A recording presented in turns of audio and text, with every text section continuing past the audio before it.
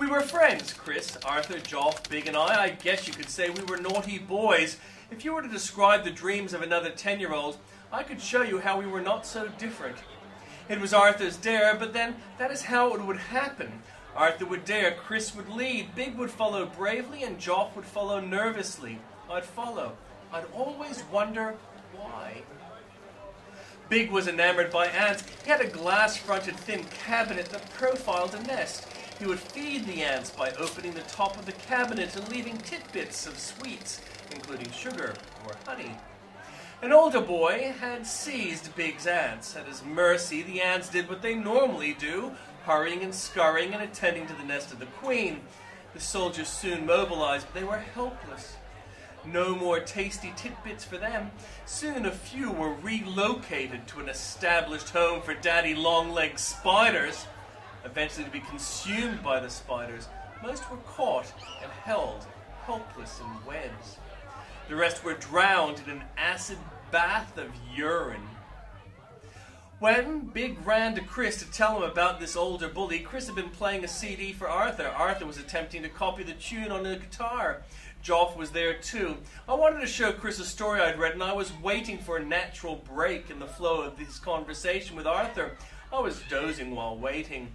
Chris looked up and visually examined Big, who stood breathless and despairing before him. Arthur stopped strumming. I woke. Chris broke the silence. Good of you to join us. Arthur, what's wrong? I intervened. Chris, Big and I were discussing this story. You might want to see it. Not now, David. Can't you see he's upset? What is it, Big? You're my friends, Big began. I was feeling like Chris would never show an interest in the horror story I'd read. It had a major character called Webster. Big's issue distracted me. I never cared much for the ant farm.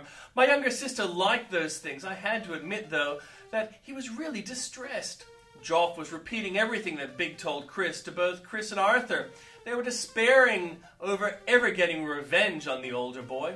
I asked aloud, what would Mrs. Webster do? And Arthur called out, that's it! Chris, we could spend the night at Mrs. Webster's house. Then we can really freak that boy out. Great idea, Arthur. Yeah, Arthur, joined in Joff. I wanted to say that I'd thought of it too. Chris gave instructions for us to invite each other over to his place for the evening. He would tell his parents that he was going to Arthur's house. We'd take our sleeping things and meet at Webster's old house. It had never been sold or leased since she had passed away that summer. Now it was high winter. She even had an old fireplace. We could roast marshmallows. The marshmallow image caught my imagination in ways that facing down an older boy didn't. My mum was happy for me to stay at Chris's place. His parents had a holiday place and she wanted access.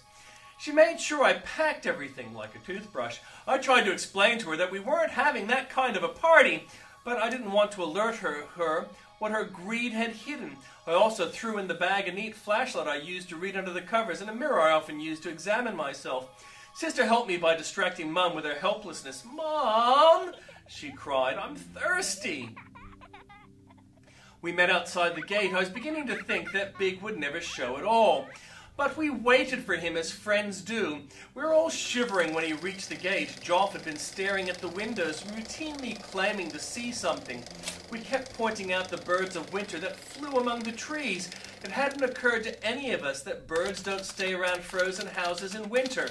But then we still had some growing up to do.